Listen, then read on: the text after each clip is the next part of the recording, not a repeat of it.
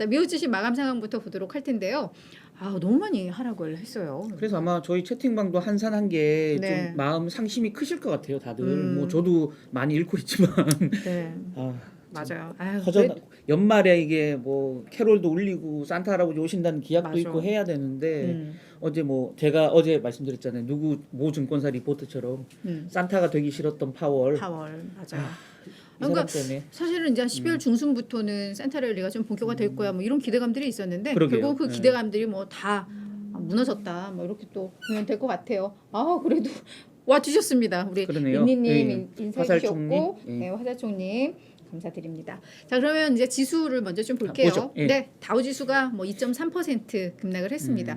뭐 예전에 저희만 5%씩도 빠지고 4% 빠져서 이 민감도가 좀 낮을 줄 알았는데 이상하게 이번에는 좀 많이 빠진 커요. 것 같고 네, 좀 맞습니다. 아프다는 느낌이 이상하게 좀 드는데요.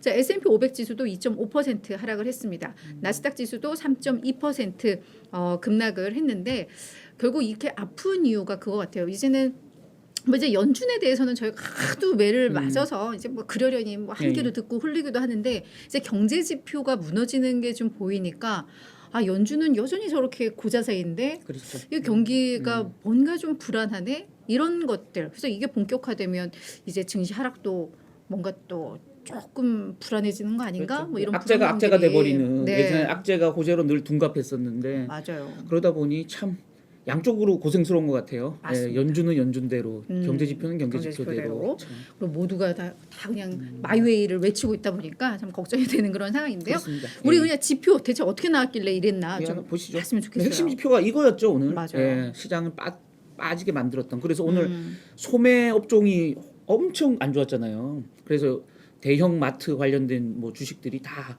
월마트, 뭐 코스코, 뭐 주가가 다 많이 빠졌는데 네. 결국 소비자 지갑이 이제 닫고 있다. 한동안 경기 침체 우려에도 불구하고 미국 소비자들은 여전히 견조한 그 팬데믹 때 저축률을 바탕으로 해서 계속 지갑을 열어서 소비를 의외로 많이 하고 있다. 뭐 이런 얘기들이 많았었는데 결국 이제 11월 소매 판매 지표에서 소비자 지갑을 닫고 있다라는 징후들이 발견되더라라는 거죠. 네. 특히나 이제 이게 더 충격적으로 느껴졌던 게 뭐냐면 이미 블랙 프라이데이 세일부터 시작해서 연말 대목, 쇼핑 대목이 시작된 상황에서 소매 판매가 이렇게 확연히 꺾였다는 게 그러니까, 맞아. 사실은 더 충격적으로 와닿았던 네. 부분입니다. 11월 소매 판매 전달에 비해서 0.6% 줄었거든요.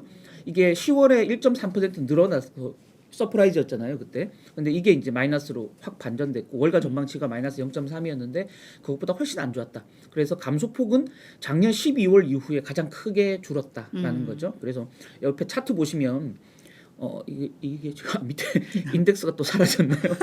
예, 여기 네. 고동색으로 마이너스 0.6 적힌 게 이제 그 소매 판매예요. 고동색. 고동색. 고동색 진짜 오랜만에 예, 듣는 요거, 고동색. 요 고동색. 네. 예, 요거죠. 고동색. 네. 이거. 이거. 예. 요 펜으로 보면 요게 고동색 맞죠? 예, 요게 네. 고동색. 예, 마이너스 0.6입니다. 뭐 기울기가 확연하게 꺾인 모습은 아니지만 어쨌든 꺾여 버렸다라는 게 이제 그 좀 부담스럽고요. 네. 휘발유하고 자동차가 이제 필수제잖아요. 그리고 이제 변동성이 커요. 맞아요. 그러다 보니까 요걸 뺀 게 이제 근원 소매 판매인데 이것도 마이너스 0.2 줄었고요. 주요 그 항목별로 보면 자동차랑 자동차 부품이 2.3% 줄었고 가구가 2.6%, 건축 및 정원 뭐 가든 용품이죠. 이게 마이너스 2.5. 휘발유 마이너스 0.1. 뭐 다 빠졌어요. 근데 문제는 11월 CPI가 플러스였잖아요. 7%. 예. 네. 거기에 비하면 그러니까 전월비로도 플러스였잖아요. 플러스 그렇지. 0.1이었잖아요. 네.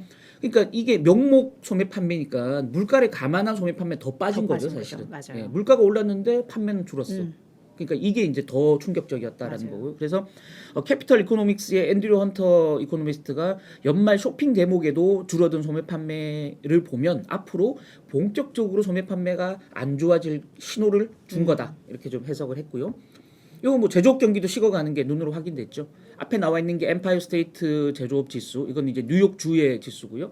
그다음에 이제 필라델피아 연은이 그 필라델피아 인근 지역의 제조업 경기를 나타내는 이제 필라델피아 제조업 지수. 뉴욕은 마이너스 11.2. 그러니까 0을 기준으로 플러스가 되면 경기가 좋아지고 있다, 확장세다라는 거고요. 마이너스로 돌아서면 경기가 위축되고 있다라는 건데 마이너스 11.2니까 월가 전망치가 마이너스 0.5였어요. 너무 안 좋았다. 필라델피아는 마이너스 13.8 월가 전망이 마이너스 12였는데 확실히 이제 줄어든 게 보이시죠? 네. 그래서 역시 앞에 그 멘트했던 헌터 애널리스트 이코노미스트가 강달러로 이제 수출도 줄어들고 있고 글로벌 경기 침체까지 가속되고 있으니 미국 제조업 경기도 앞으로 더 약해질 것이다. 그래서 특히나 엠파이어 스테이트 제조업 지수 보면 세부 항목 중에 신규 수주하고 해외 수주가 확 줄었거든요. 이게 이제 문제다. 여기 헌터 이코노미스트가 얘기한 뭐 그런 상황인 거죠. 결국 그래서 이런 이제 경기 침체 우려가 커지다 보니까 채권 시장 앞에 주식이 고개를 이렇게 숙일 수밖에 없는 상황이다라는 거죠. 옆에 그 차트 보시면 조금 짙은 색이 그 iShares 요거 그 SPDR S&P 500 지수의 ETF죠. 그래서 요거 SPY라고 티커 우리 부르는 거 있죠. 그러니까 요게 이제 그 S&P 500 지수의 수익률을 보여주는 겁니다. 전형적으로. 그 옆에 이제 약간 밝은 하늘색처럼 되어 있는 건 iShares 20년 이상 장기물 국채를 기초 자산으로 하는 ETF거든요. 이게 이제 처음으로 5주 연속으로 지금 채권 국채 ETF가 S&P 500 ETF 수익률을 5주 연속으로 앞지르고 있다라는 겁니다. 이게 2020년 3월에 팬데믹 선언된 이후에 지금 이제 2년 9개월 만에 가장 최장으로 이어지고 있는 채권 우위 장세다라는 거죠. 그래서 마이크 베일리라고 이 FBB 캐피털 파트너스 이사는 파월과 눈싸움을 계속 주식장에 벌였는데 이제 너무 눈이 따가워. 눈 감으면 안 되니까 계속 싸우다가 파월 이놈 센데. 그래서 이제 연휴 모드로 그냥 접었다는 거예요. 이 사람 멘트. 이제 주식 접자 일단은 좀 쉬자. 여기서 더 이상 연준하고 파월하고 연준하고 싸워봐야 답이 안 나온다. 그래서 금리 인상 멈출 때까지 좀 쉬자. 월가에서 얘기하던 내년 1분기 저점이 올 테니 그때까지 좀 쉬자. 이제 이렇게 포기했다라는 거죠. 반면에 채권 시장은 금리 인상보다 장기 경기 침체를 반영해서 지금 상승 랠리를 계속 이어가고 있다라는 거죠. 그래서 경기 침체가 진입하고 난 다음에 증시 바닥이 확인되는 게 이제 역사상 경험칙이니까 당분간 계속 채권 우위 장세가 갈 수밖에 없다라고 좀 예상을 한 겁니다. 네. 자, 이제 우리 월가 이슈로 좀 가보도록 할게요. 좀 네. 연준에 대해서 많이들 비판들을 좀 하고 있는 것 같은데, 그죠? 예. 그렇죠. 예. 제 성희름님 안녕하세요. 답변 좀 달려고 딴짓했습니다. 죄송합니다. 아니 선배 순서인데 댓글 달고 계시면 죄송합니다. 말로 하면 되잖아, 말로. 맞습니다. 네. 예. 네, 제가 반갑습니다. 소띠라서 네. 말로는 잘 못해서 월가 쪽집게 예. 네. 빨리 넘어갈게요. 네. 이거 추워서. 알겠습니다. 마이크 윌슨이라고요. 뭐 이제 다 아시죠? 모건 스탠리 수석 전략가. 월가에서 이제 지난 분기에도 설문조사했을 때 1등이었죠. 압도적 1등이었죠. 펀드 매니저들이 최고의 지금 시장 전략가다라고 이제 뭐 입이 침이 마르게 칭송하는 사람인데 경기 침체보다 이익 침체 이게 이제 그냥 이코노믹 리세션이 아니고 이제 그 프로핏 리세션을 걱정해야 된다라고 이제 얘기했습니다. 내년 주식 시장은 기업 이익에 모든 관심이 집중될 것이다. 기업 이익만 보면 된다. 내년 증시 판단하려면 이렇게 얘기했고요. 우리 지금 증시 아직까지 기업 이익이 빠르게 감소하는 걸 덜 반영하고 있다라고 얘기했고요. 모두 이익 감소를 예상하는 건 맞다. 이익 감소 누가 이익이 늘어난다고 생각하겠냐 이 마당에. 그러나 그 속도는 우리가 예상하는 것보다 훨씬 뛰어넘는 서프라이즈가 되고 말 거다라는 거죠.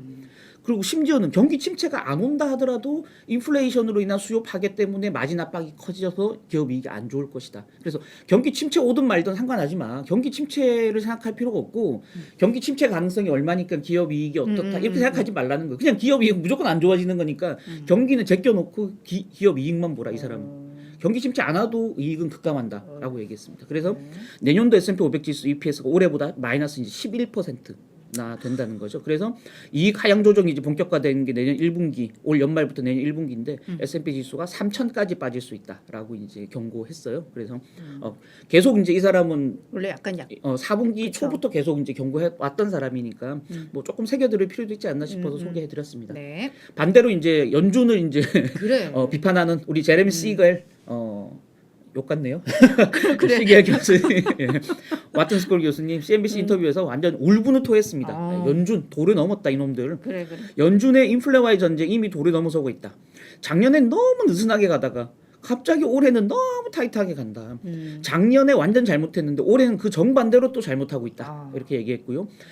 파월 이번에 또 그 컨퍼런스 콜 기자회견 기자회견. 들어보니까 임금 상승, 노동 공급 감소 발언이 앞뒤가 안 맞고 일관성이 없다. 대체 뭘 예상하는지 모르겠다라고 했고요.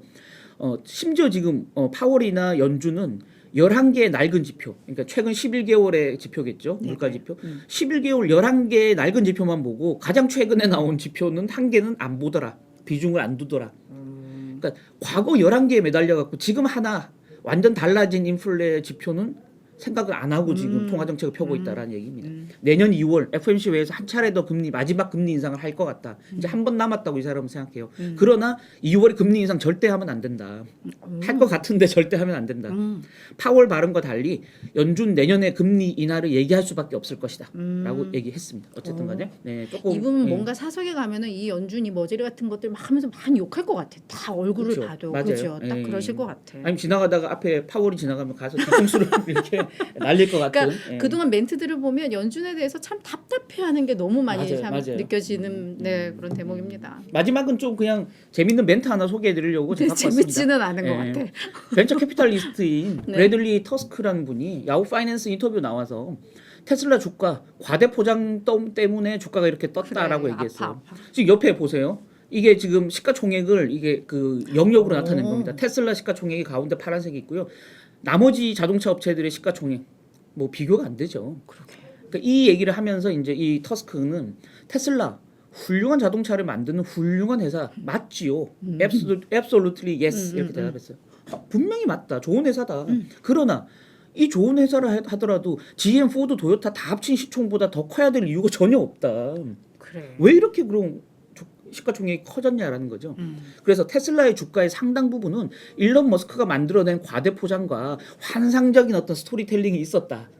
그러니까 이게 현란한 그 그래, 입방정으로 그래. 사실 주가를 머스크가 키웠다라는 네, 거죠. 네, 네. 그래서 머스크 덕이 굉장히 크고 그게 과대 포장된 측면이 있다라는 거죠. 그러니까 머스크가 지금 떠나 있으니까 그렇죠. 이렇게 밀리는 거. 맞습니다. 그러나 트위터 하나 인수한 이후 그거로 인해서 지금 이 머스크가 만들어낸 과대 포장, 환상적인 스토리, 아름다운 스토리 꿈꾸는 것 같은 그 스토리 다 지금 흠집을 내는 위험에 지금 빠져 있다. 그래서 주가가 빠지는 거다. 트위터뿐만이 아니고 앞으로 스페이스X나 그가 하는 모든 일에 이런 일이 벌어질 위험이 다 있다. 그래서 테슬라 주가는 뭐 전망은 안 했어요 이 사람은. 예. 왜냐면 벤처 캐피탈리스트니까 투자하는 사람이니까 그래. 주가 전망은 안 했는데 하여튼 안 사겠다는 확실히 주가에 거 엄청난 좋겠다. 뭐가 이렇게 끼어 있다라고 얘기는 했는데 주주로서 좀 마음이 아프더라고요. 어제 또 2,200만 주 판 거 맞아요, 맞아요. 또 공시도 테슬라 좀 나왔었는데 그래도 간밤에는 좀 오르는 것 같은데 제가 종가는 못 봤는데 그렇죠, 올랐어요. 네, 좀 올랐던 것 같은데 계속 그래도 캐시우드가 사주고 있어서 야 이제는 테슬라 살리는 사람 우리 네. 네, 돈 남은 언니밖에 없는 것 같습니다. 그래도 근데 이 테슬라 우리 주주들도 많이들 이제 그렇죠. 네 이게 손실을 좀 보셨고 그러면서 이제 또 손절하신 분들도 많은 것 같아요. 손해 좀 보시면서 그렇죠. 그래서 이제는 약간 어떻게 해야 되나 걱정은 좀 되는데 그래도 미래에 대한 어떤 성장에 대한 기대감은 아직 있는 거는 맞잖아요. 그렇죠. 그죠? 엊그제 이데일리 증권면 톱 기사 이데일리 기사 보니까 네. 이데일리 어떤 회사죠? 우리 보니까 회사? 수학개미 보유량이 뭐 30% 정도 줄었더라고요. 그러니까. 예, 테슬라 보유량이. 네, 좀 안타까운데 예. 이제는 이게 좀 바닥이었으면 좋겠어요. 그러니까 머스크만 맞습니다. 조금만 잘하면 좀만 똘끼를 조금만 덜 부리시면 그렇죠. 좀 올라갈 수 그 있으니까. 똘끼를 좀 창의적인데 부려야 되는데. 그러니까. 그러니까요. 자꾸 누구 욕하는 데 쓰고 막 이러니까 에이, 안 되겠습니다.